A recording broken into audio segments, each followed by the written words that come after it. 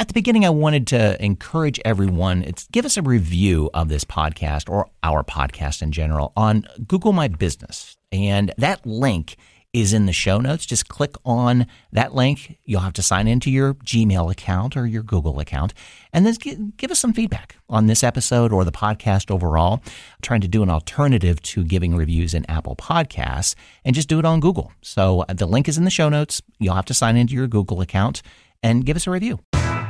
Well, Veterans Day is a great day to remember and support the service of our men and women who've served in uniform to protect and defend our country. But we should be thinking about that every day.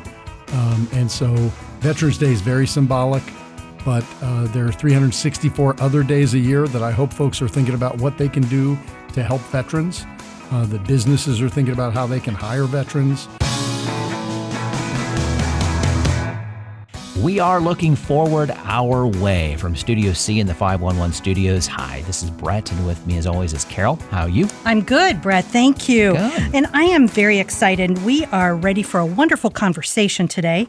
We are honored to have Steve Stivers, President and CEO of the Ohio Chamber of Commerce, as our guest. But, we have known former Congressman Stivers for many years. He was with us for another podcast discussing our veterans, but he had represented Ohio's 15th District in the U.S. House of Representatives. We're really happy to have him return with us today. Exactly. Yeah, thanks for being here. Hey, it's great to be with both of you. It's fun to be here in person this time. Last time we did this was over the phone. So this is great. Exactly. But we did it in connection with your office supporting veterans and getting jobs. And we were at a veterans job fair that time, and that was wonderful.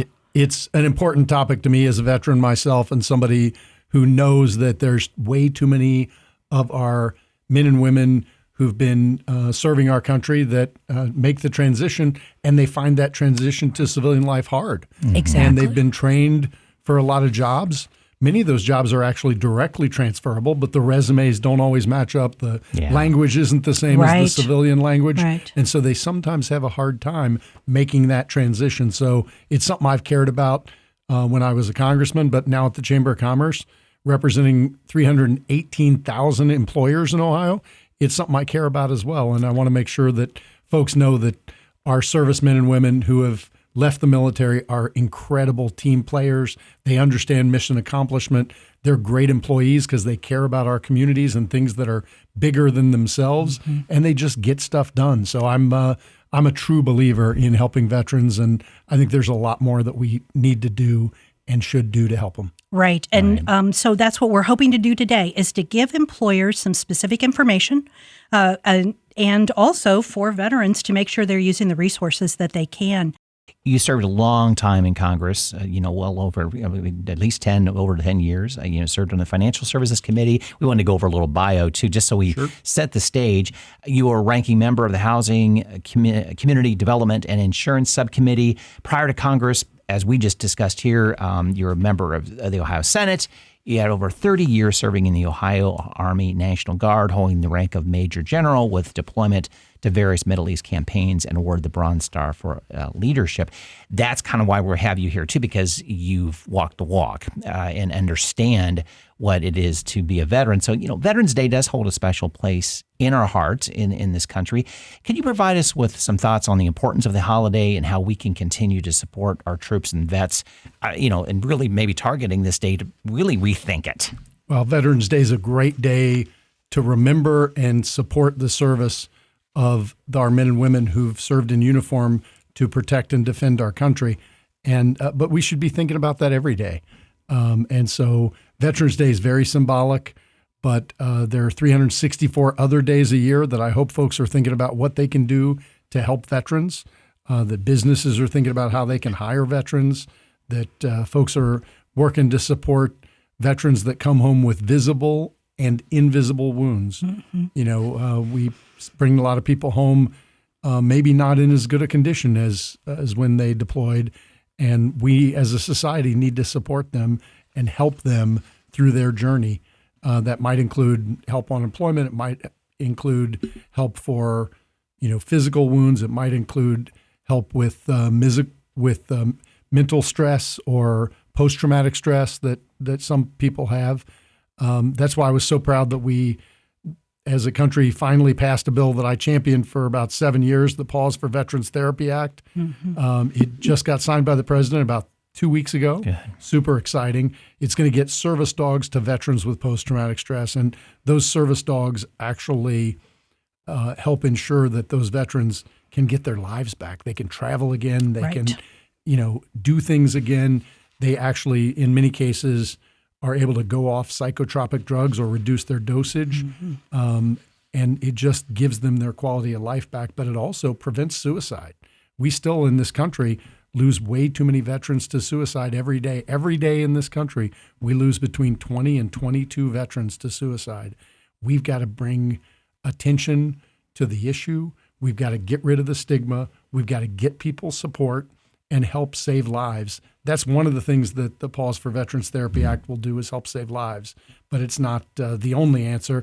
And I hope everybody will think about their neighbor, their friend, somebody they know that has served in our military, and support them, whatever that means. Right. And for some people, it might mean a job. For other people, it might mean physical health or mental health issues. And there's 365 days a year. And while Veterans Day is a really important day, I want people to try to think about it every day. Well, and I was thinking about that on the drive in, that how we ask employers to really take care of their employees. And the government in some ways has done a pretty good job of taking care of their employees, their veterans, their former employees, but in others they've kind of dropped the ball, know. And those little wins like you just talked about, the Pause program, and that's a win. It is. And we need to be doing more. We and the other 364 days, as you mentioned, exactly because these guys and gals, they put it on the line. Right. And our government, the employer, needs to really step up. And I don't care what party's involved that's in the White House. It's got to be done. Yep. And the good news is we have Republicans and Democrats that support our veterans. Things like the Pause for Veterans Therapy Act passed overwhelmingly on a bipartisan basis, but it just took too long to get done. Right. Yes, And- that's and the thing. it's- Why does it have to take so It long? shouldn't be that hard. It's And a no-brainer, isn't it? To me, anybody that's ever owned a dog understands the bond that a Right. human and a dog have. And then to know these service dogs are highly trained. These dogs actually know how to block.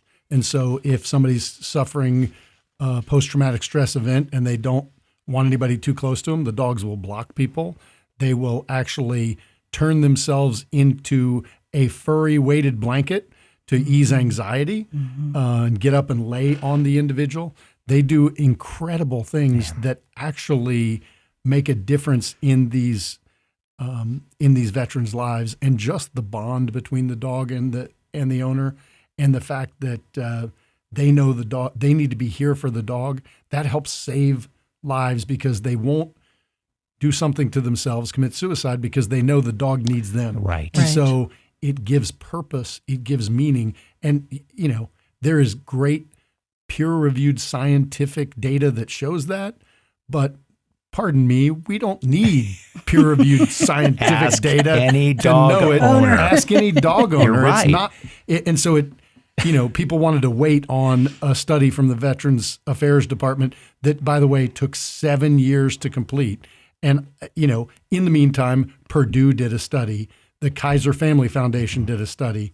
They did a study at Case Western Reserve here in Ohio. So there was a bunch of peer-reviewed data, but you didn't even need peer-reviewed data to know this was the right thing Right. to do. Yeah. And you Right. definitely didn't need to wait 6 years on a study from the VA, but that's what it took to get it done, was to get that. That's what held it up for a long time.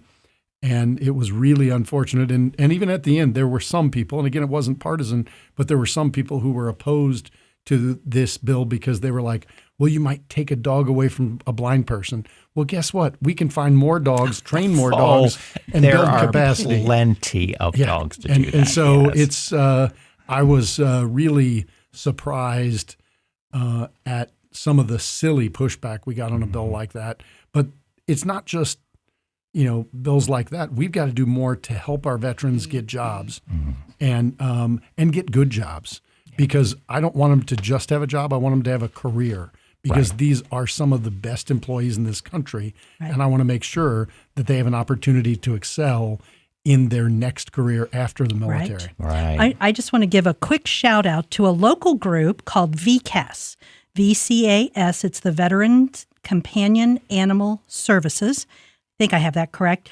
We've actually supported their yearly golf outing.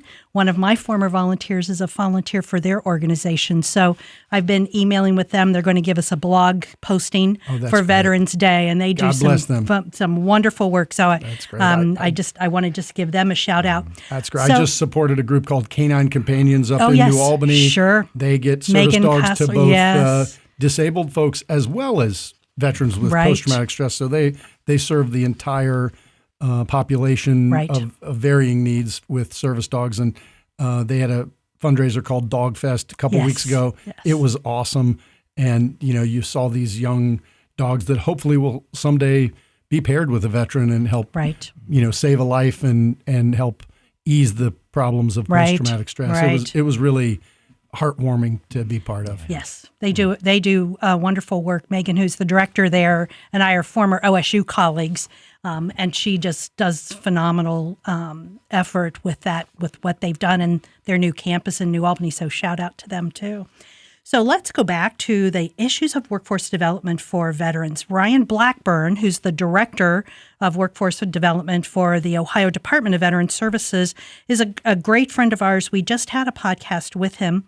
The topic that I've supported and discussed with both you and Ryan that you touched on a bit ago, veterans, regardless of age, should really be provided a great workforce opportunity and training. These people come with great training, but everybody needs to make sure that they're up and ready for the jobs that are needed in today's workforce. More effort is required for that successful job placement, and our veterans have such specialized skills. Give us a little bit of your perspective on the issues of why employers should tap into this incredible population. Well, as I said earlier, our veterans really understand mission accomplishment. They will get things done for an employer that others just can't. They will actually make a huge difference for any organization. They understand teamwork. They understand mission accomplishment. They get things done. And there's some real resources for veterans that Ohio's put together. At Ohio Means Jobs, you can search on Ohio Means Jobs military service career, and you can find information on advice, on employment. You can find workforce training. You can find job opportunities. You can really find a huge amount of information that will help you if you're a veteran. So you could just Google Ohio Means Jobs Military Service Center, and it'll come up. You have to go through the ads because ads come up ahead of it because lots of people will search on those terms like jobs and military service. But once you get past the jobs, if you search on Ohio Means Jobs Military, it will be the first search after all the ads. But it's a great resource, and it can help make sure that you get access to training, get access to knowing what jobs are out there. You can get advice or counseling from a career counselor. It's a great resource. And the Ohio Means Jobs website allows you to create those profiles. You could put in that information. Employers are looking for veterans, and so you're able to get that information across to the employer. And in turn, the employer has an opportunity to not just find veterans, but the hardest thing really is figuring out those resumes. That's right. And that translator is in there. That is one of the biggest issues I hear from employers is that the military terms don't always match the terms in the job description. And so having that kind of translation for your resume, your CV is so important. And it's right there in Ohio Means Jobs website. It's important. Right. Well, you sit at a really interesting perspective that you're kind of almost you are between the employers and the veterans with now your position at the Ohio Chamber of Commerce. we discovered, and I think we kind of knew this was going on, but we solidified it with our conversation with Ryan. But we don't want to rehash that, but it brought to light that employers don't know how to ask the right questions. That's right. And the vets don't really know how to translate what they're doing. And in our minds, we're thinking, oh yeah, vets are great with logistics. We got to hire them for logistics. Well, you know what? Maybe they don't want to do logistics once they leave the armed forces as a veteran. And maybe they want to go into owning a restaurant because they love to cook. They didn't get to do that while they were in service. So can you provide us with some perspective and maybe suggestions for both veterans and employers in reaching that win-win job placement situation? Well, I think it's important that we get our veterans some career counseling too. And there are a lot of folks that have great resources. Here in Columbus, one of the organizations that has really good mentoring and career advice for veterans is the Overwatch Partnership. Oh, they do a phenomenal job. They're a great group. And so that's really important for veterans to know what you want to do. And a lot of people leave the service and they don't really know what they want to do next. And so it is important to maybe take a step back and decide to listen to somebody else about, what is great advice. And they might direct you into something you didn't even know was possible. Well, what is that old book? What color is your parachute? Right. That's right. Of just taking that pause of what do you want to do? Take a little bit of time, as anybody does between when they change jobs. You just kind of go, I'm going to take a couple weeks off, not to find myself necessarily, but I need to detox from what I just went through and really think about what I want to do, hang around with family, go on a small vacation, whatever, and just give myself some time to think about it. But you do need that direction of someone helping you through that process too. Well, and that really gets into my next question, and that is, how do you convince veterans that they really can use the resources? They want to use the resources. They're out there. They're not too hard to find, but it could be a veteran who doesn't have an internet access. They may not have permanent housing. How do we get them to the resources they need? And also go beyond the pride of asking for help too. That's right. And that is, it's a real issue for a lot of veterans who don't want to ask for help. They've been helping. They don't want to ask for help. And it is an issue. And we see that at the VA. So many of the younger Iraq and Afghanistan veterans won't even sign up for VA medical service because it's not the same culture. They don't want to go wait in line. They don't want to go, have to put something off. They'll just, get a job and get all their health care through their civilian employer. Do you see are we missing any resources? I'm sure there's other resources. The VA has some great resources.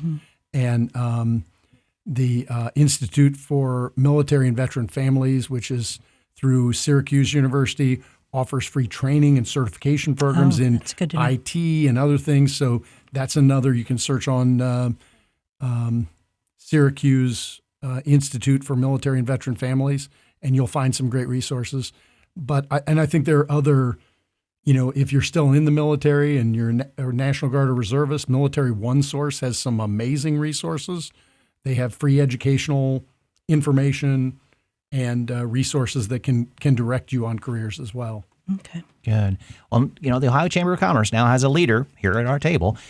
You're able to work with various constituencies that promote and support the Ohio economy. Your service at the state and the federal levels of government, military service, as well as private enterprise brings all the players to the table. Could you tell us about your new role with the Chamber and meeting the needs of our employer community?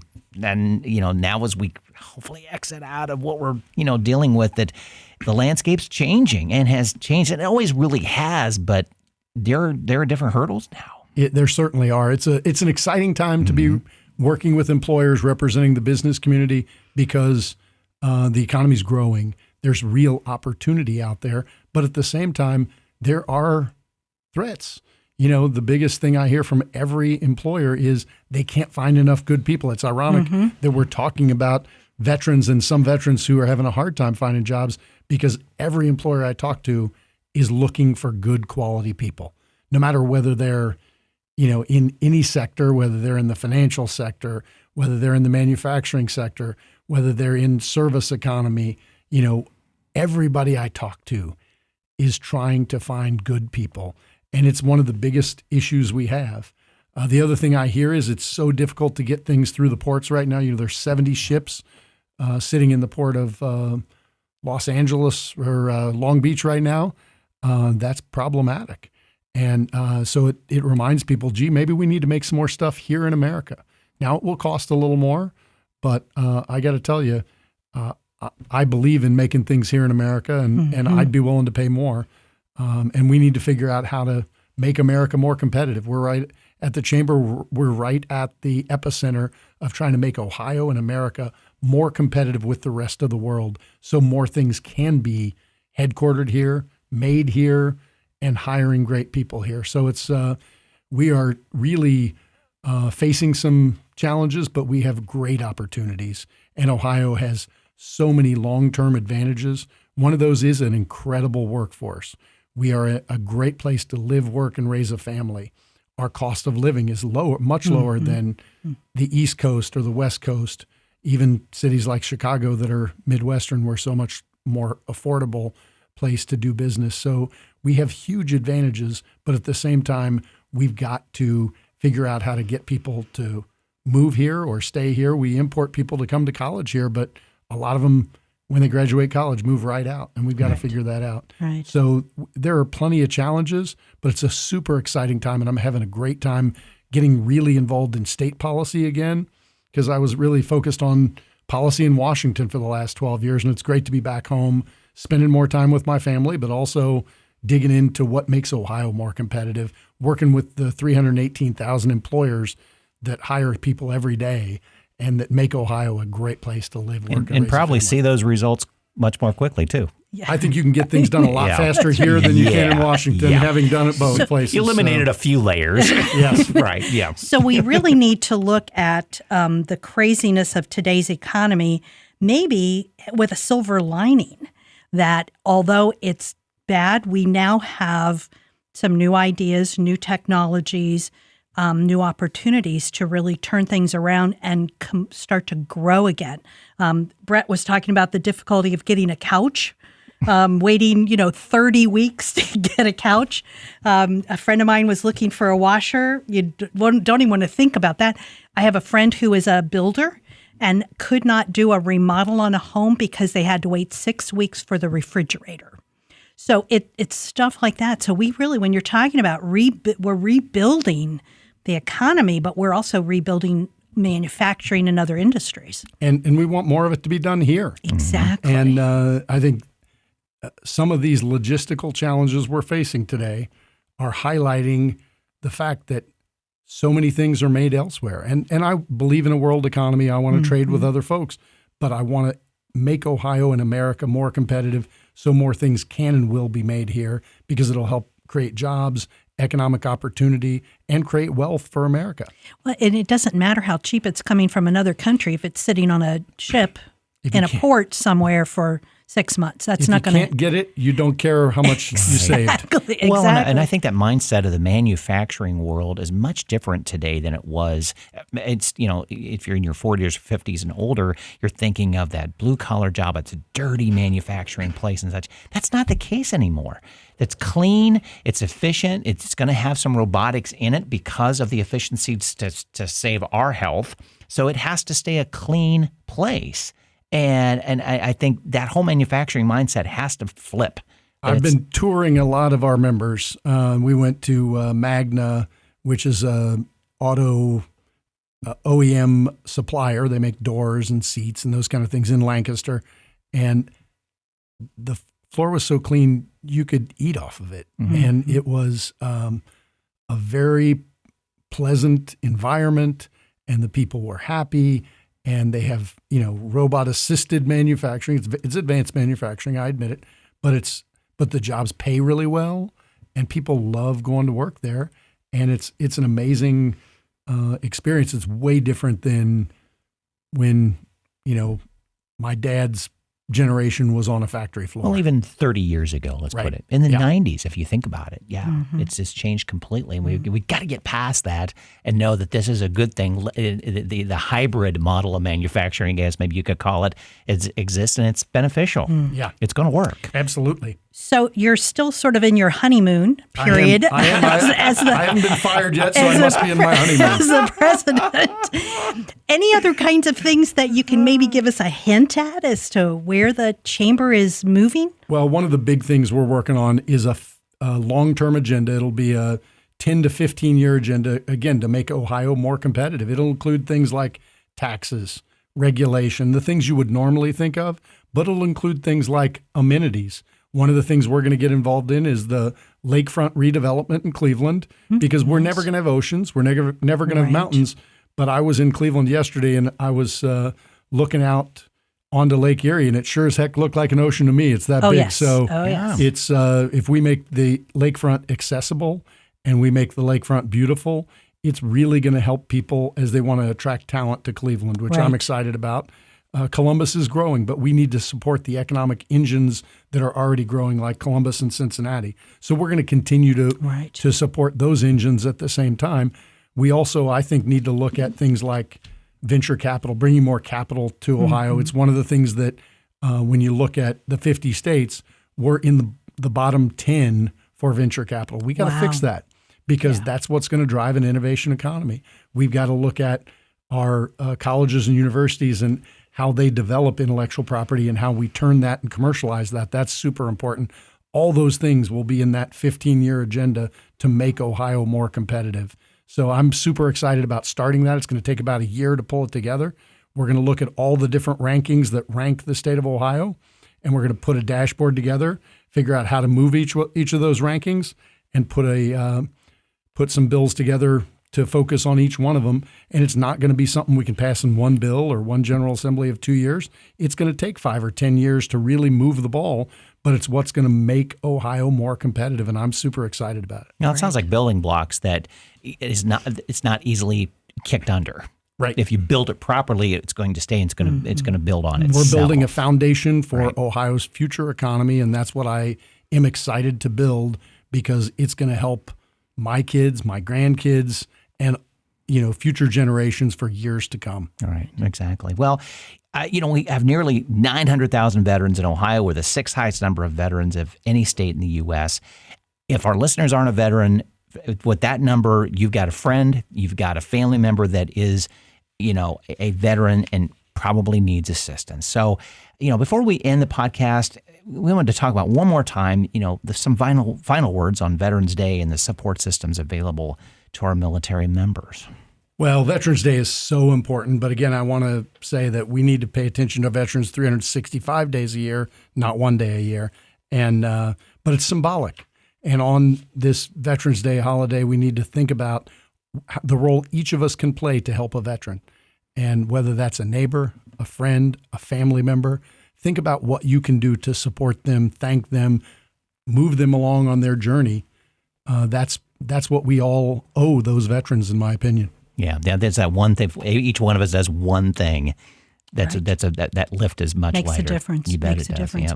Yep. We want to remind our listeners that we'll have resources connected to this podcast on our website, and we'll make sure that we have information too about the Ohio Chamber. And just want to thank you so much for joining us today. It was great to see you again. Well, great to see you guys. And let me give everybody, if you want to talk about veterans or helping veterans, let me give my phone number. It's 614-228-4281. Again, you almost gave your own number, didn't you? Yeah, 614-228-4201. Give me a call. Steve Stivers. Just let's chat about how we can help veterans, how we can move business forward. Right. If you've got ideas on any of those things, that's the things I care about and I'm focused on, and I'm happy to talk to anybody about it. And we hope that you'll come back and visit us again and tell us more about the plan. Thank you. I'm excited Wonderful. Thank you. Thanks.